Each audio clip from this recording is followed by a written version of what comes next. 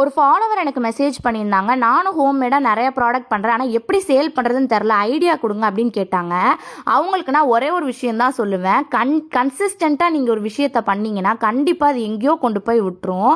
So முதல்ல நீங்கள் ஒரு இன்ஸ்டாகிராம்லேயோ யூடியூப்லேயோ ஒரு பேஜை வந்து க்ரியேட் பண்ணுங்கள். அதில் வந்து உங்களோட ப்ராடக்ட் பற்றின டீட்டெயில்ஸ், அதே மாதிரி ரிவ்யூஸ், பேக்கிங் வீடியோ இந்த மாதிரி வந்து ஷேர் பண்ணுங்கள்.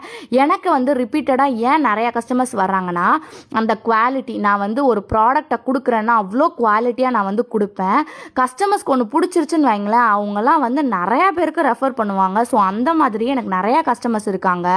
ஸோ வந்து நீங்கள் எவ்வளோக்கு எவ்வளோ குவாலிட்டியாக கொடுக்க முடியும்னு பாருங்கள்.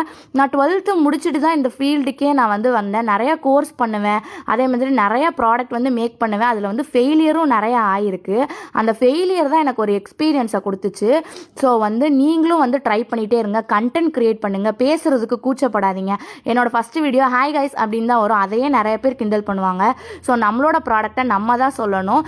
ஸோ என்னால் முடிஞ்சுன்னா கண்டிப்பாக உங்களாலே முடியும். ட்ரை பண்ணுங்கள்.